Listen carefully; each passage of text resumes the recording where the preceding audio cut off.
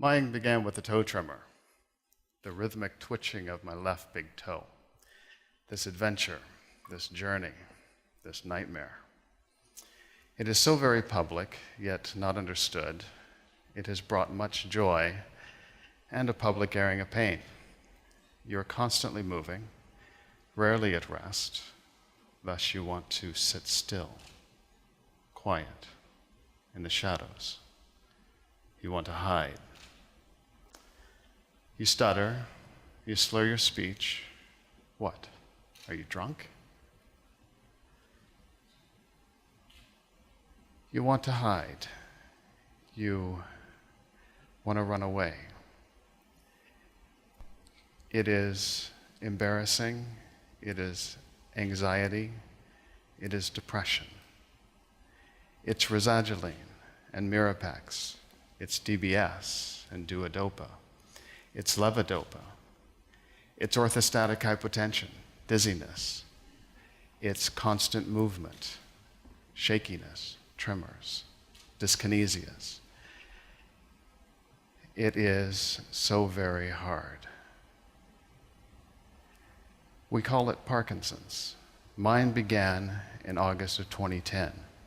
I was sitting in my kitchen reading the Saturday morning paper when a new thought, the first realization that my left big toe was twitching. We call it Parkinson's. It is a progressive neurodegenerative disease that results in the decreased production of dopamine in the substantia nigra portion of the brain. The nurse in me can quote with ease the Cold theorem. It is a nerve disease of the brain. It will get worse with time, guaranteed.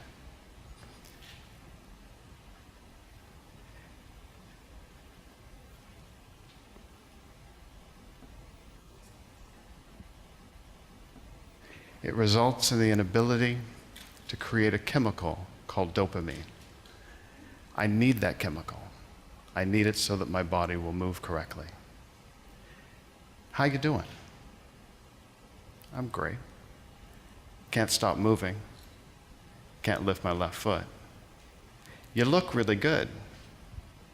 I'm good. Spent the morning crying. Couldn't get out of bed. Didn't want to come to work.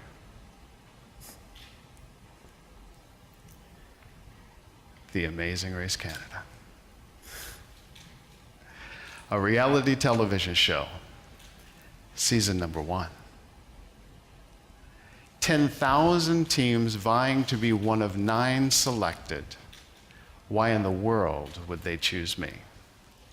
Well, she said, the love of my life, the mother of my children, and this amazing race fanatic said, they love parent-child teams. They will love that you are both named Tim, and I guarantee you, she says, you will get an interview. They will love your Parkinson's. Well, she was right, as usual. We did, my son and I, indeed get the interview and ultimately the casting call. We made it on The Amazing Race Canada because of our singular name, the Tims, and this thing called Parkinson's. We had the opportunity to run the length and the breadth of this magnificent nation, from Kelowna to Cape Spear, Newfoundland, from Iqaluit to Regina, Saskatchewan. We came away with the win of $500,000 in cash and prizes and the championship of season number 1 of The Amazing Race Canada.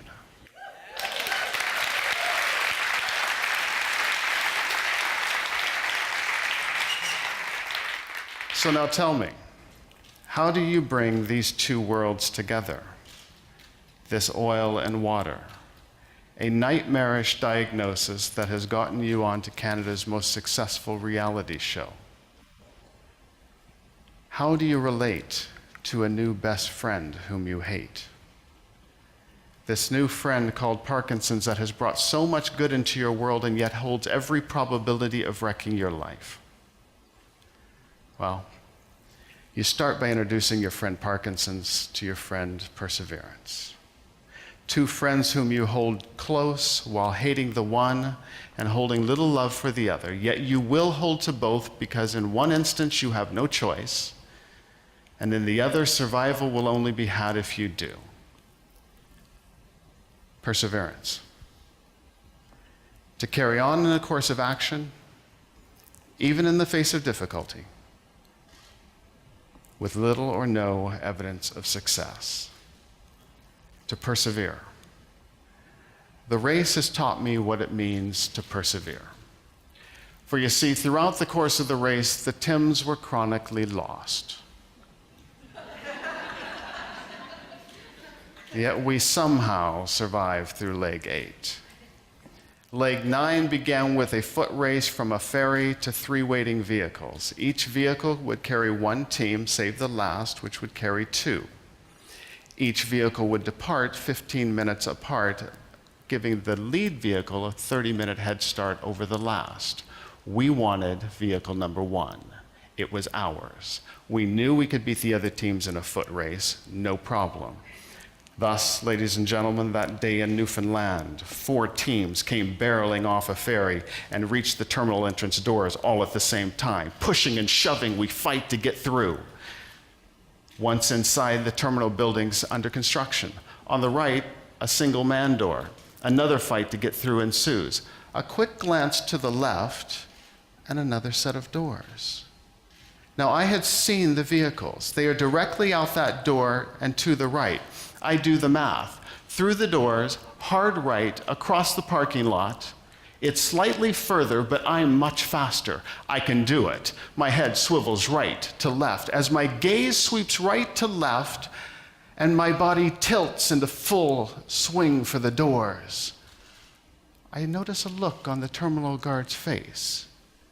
It's a look of concern. And is she saying, "No"?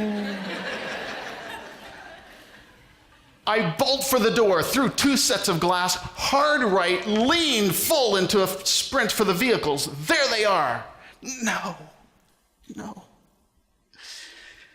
Behind a 7-foot-tall, barbed wire-topped fence. Genius turns to stupid. And I am lost again. I turn and run back through the terminal, jog quickly towards the vehicles. There's no hurry. I'm last. Tim Jr. is completely perplexed. Where did you go? I explain. He's angry. We speak little the rest of the day. If you followed our race, you will know that this is merely one of many moments where the Tims made their way towards a championship while never showing any evidence of success. Rarely was it pretty, but day after day, we chose to persevere. We chose to carry on in our course of action, even in the face of difficulty, even when there was little evidence of success. We had also committed to one another. You see, there was going to be no airing of dirty laundry on camera. We would take care of our stuff in private and move forward from there. We would move forward as a community of 2. It was father and son against the world. And you see, my journey with Parkinson's is no different. Your journey is no different. We need community. We cannot live successfully in isolation. We need our people, we need our community if we're going to live our best.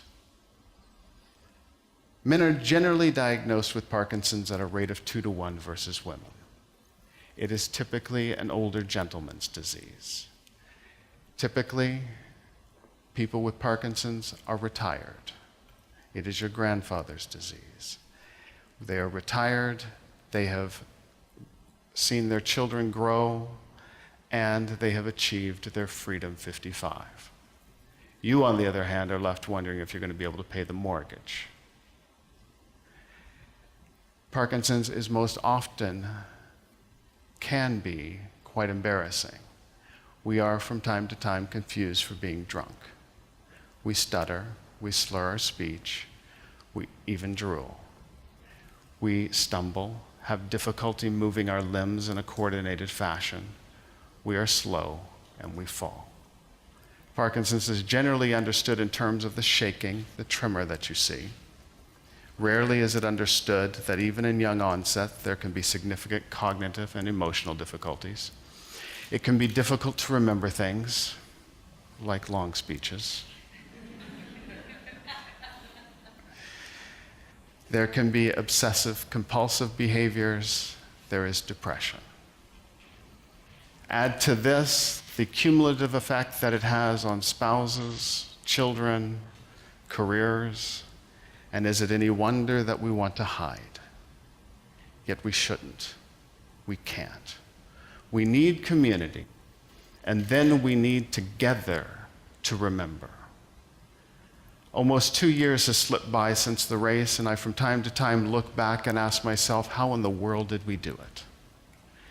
And I am reminded that together we chose to persevere. I am reminded that there are so many opportunities for us to simply give up, for us to give in and listen to the voices that said, you are never going to make it, you are never going to overcome, you're never going to make this. Yet in reality, those voices were not true. We indeed did make it. We did overcome. We had not lost too much ground. And it is from this place that I want to encourage you that in whatever struggle you are facing, to find your community, to have the will to persevere, and then to remember. Remember the Tims, who, in the face of difficulty, chose to persevere. Even when there was no evidence of success, we persevered. And that perseverance took us further than anyone imagined. And I guarantee you, you will be amazed at how far it will take you. Because you can do more than you think you can. And your race, as well, can be won. Thank you.